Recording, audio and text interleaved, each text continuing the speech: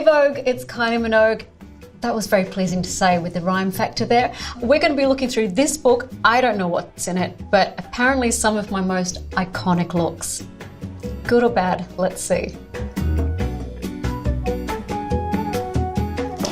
This is, firstly, it's really cute actually. That is in Los Angeles, I think. It's certainly in America. And I'm posing by a train. Obviously, for locomotion. So it was a brand new world for me. Probably still couldn't believe that I had made a record. You know, I would never have dreamt all this time later I would still be in the same business. Next page. Ring. Okay, this is a beautiful one with Michael Hutchence at the premiere of my first film, The Delinquents. Wow, we look great together. I was wearing Morrissey Edmiston. I think they're Manolo Blahnik shoes. Yeah, there's a distinct change from the end of the 80s to the start of 1990, and largely because of Michael actually. I was excited to try different things. The crop wig was a last minute decision. That was a bit of a news headline the next day that I'd cut all my hair off, which of course had not. I mean, great, I love it. This is Mugler for British Vogue. That's a look I still love and covet. Super glamorous makeup, everything's a bit over the top. This is a great snapshot of where I was then. I discovered lip liner. I mean, there's a new world. I didn't have too much control over my music, so I think I put more of it into fashion and the imagery. Okay, there she is, living her best life in some Azzedine Alaya. This collection was his Tati collection. I lapped it up. For this video, I was really inspired by kind of Italian or Hollywood glamour. And of course, Barbarella. I guess I was at the age where I'm exploring my sexuality and how to portray that or how to have fun with it. I certainly was having fun with it. I'm too excited. Oh my God. Okay, how I got away with it. Maybe I never got away with this. I don't know. This is John Galliano for my 1991 tour. You know, next time it's gonna rain, I'll just grab that look and out she goes. Fully waterproof, kind of. I actually got quite a bit of flack for these because they seemed too outrageous. Looking back, maybe they were. I remember when my dad saw this show, I think all he could say was, I really liked your little white shoes. I don't think he knew what to say about the outfits. Sorry, Dad. I mean, every time I turn a page, I kind of stop breathing. This is for the Confide in Me video, 1994. I have no idea who that outfit's by, but it's full PVC top and pants. And it's probably the first time I was schooled in the fact that you have to have talcum powder within the latex to get in the latex. And then there's a whole other story getting out of the latex. The inspiration for this video was very pop art, 6 different looks, 6 different backgrounds, 6 different characters. That was something I had a lot of fun with. I also remember I'd done a fake tan the night before, and then the day of the shoot, the director said, oh, no, we want you really pale, so more makeup. We haven't even got out of the 90s, people. She's ready for a night out, isn't she? The eyeliner is living its best life. And this is the premiere for Muriel's Wedding. Amazing film. It is so 90s. The clean lines, the spaghetti straps, the length or not the length of this dress. I'm wearing, I remember, pink cross-strappy sandals that I loved. They'd had a few nights out dancing. Have we made it out of the 90s? Okay. I think I have an idea what might be coming next. I could be completely wrong. I knew it! Okay, gold hot pants, what can I say? This is from the video for Spinning Around in a Stella McCartney top. Hot pants from I don't know where. They were 50p in a charity store that my girlfriend Katerina Jeb bought for me. My stylist suggested I wear them for this video, and the rest in this instance is history. Did you ever think that these hot pants would end up behind bulletproof glass in a museum?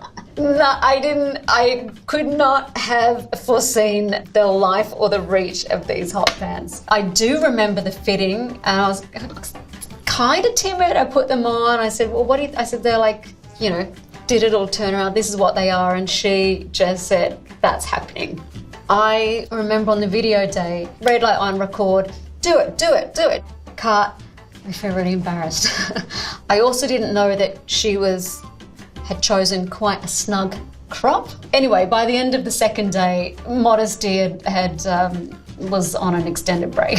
So 50 pence well spent. I have no idea what the next look's going to be. I'm going to have a heart attack with all of these pictures. Okay. Oh my God. My poor father. This was 2000 MTV Awards. I loved my Manolo Blahnik shoes then. So I had a series of them with little diamantes down the heel, which was just two little bits of heaven for me. And the dress, if you can call it a dress, is Julian McDonald. Basically has no back whatsoever. It barely has a bottom. In my dreams, it would be akin to something that Cher would have worn in a 70s Cher TV spectacular. And I think I just got away with it. I hope. Let's go, let's go. The Green Fairy absinthe in Baz Luhrmann's Moulin Rouge was a last-minute thought by Baz Luhrmann. I think I was somewhere in Europe and my manager says, oh, Baz Luhrmann wants to speak with you. So I spoke with him and he asked if I would be the Green Fairy that would be CGI'd into the movie. There was quite a bit of harness work, which always starts out as fun and in the end you just hurt. Yeah, I absolutely love her. You know, she's intoxicating and then she turns quite troublesome, let's say. What have you got for me this time? Video for Can't Get You Out of My Head. This is Mrs. Jones' hooded catsuit, very often called a dress. Not a dress. It had legs. I didn't even know where to start with this outfit. Okay, it didn't look like much on the hangout, let's say. It was just kind of hung. It took some ingenuity to make it hang like that on me, but it more than did its job. It just became iconic. So the video for Can't Get You Out of My Head is quite futuristic. We were really inspired by Grace Jones, you know, the hood and strong lines. Choreography was different than anything else at the time. But I do recall being on set of the video and we looked at the monitor, just seeing the playback, and there was just a moment that it kind of hit all of us and we said, that looks really good. So yeah, I'm pretty proud of that. This is performing Can't Get You Out of My Head at the Brit Awards in 2002. Of course, I arrived on a giant CD player. So yeah, this was a big moment. I don't know, health and safety. Let's just fling her on a CD. And I literally was hanging on to that one thing, which you can see in this picture. My outfit's by Dolce & Gabbana. It's one of my favorite performances. All the dancers were in these silver, completely covered outfits, robotic headpieces, choreography by the most incredible choreographer, Raphael Bonichella, with all this weird modern movement, which I think I only learnt the day before. So of course, not really prepared, but sometimes that's the best way. Keeping with the kind of modern theme, white again, and a little bit futuristic. Next look.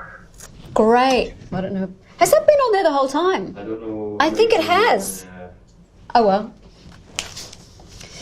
If this was from opening night of the Fever 2002 tour, I was a bag of nerves. The fitting for this with Dolce & Gabbana, I was like, I can't wear that. And you've got everyone with the wider view saying, yes, you can. I love the extra adornments, which are by the jeweler Johnny Rocket, who made my cyborg reveal, which I was basically stuck in until the electronics would reveal one leg, then another leg, arm, and then the headpiece would come up. So it's this beautiful, incredible structure until the night that the electrics didn't work and I was stuck in there just thinking, I'm sure it's meant to have opened by now. Okay, it's getting a bit long now.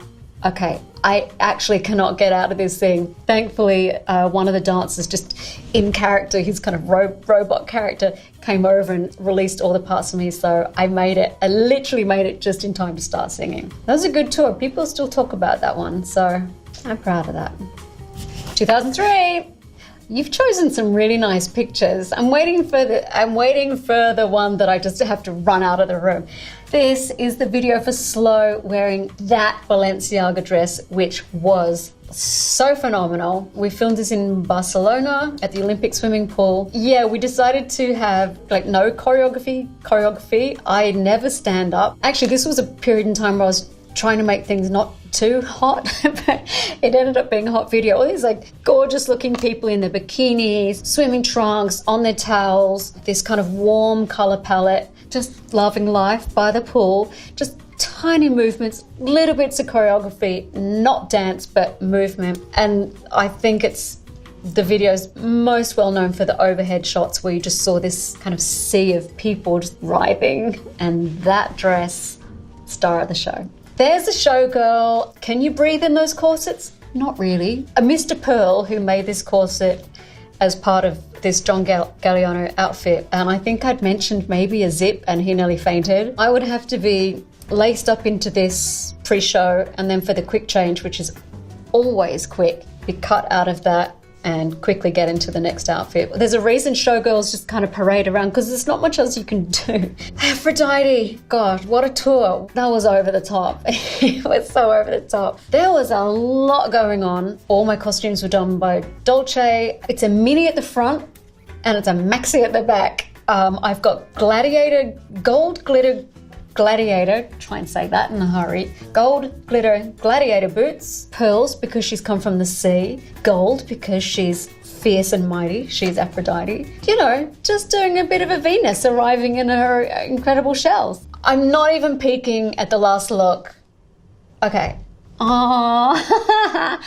Oh, that's so nice. You sure there's not like the back half of this book is like the life and looks that I'd rather forget? Okay, this is Glastonbury 2019, performing in the legend slot. That meant so much to me. I'm getting emotional thinking about it. I actually wore this dress on the Golden Tour. Doesn't really look like it in this photograph, but when it's under light, it just shimmers. Every crystal's put on by hand, which I just can't even imagine that happening. I was due to headline in 2005, which was already a massive, massive moment for me because, you know, I'm a pop artist and it's not that many pure pop artists would have that position or that moment. I was diagnosed with breast cancer, so I had to cancel. But as the years went by, I thought, I've missed that moment.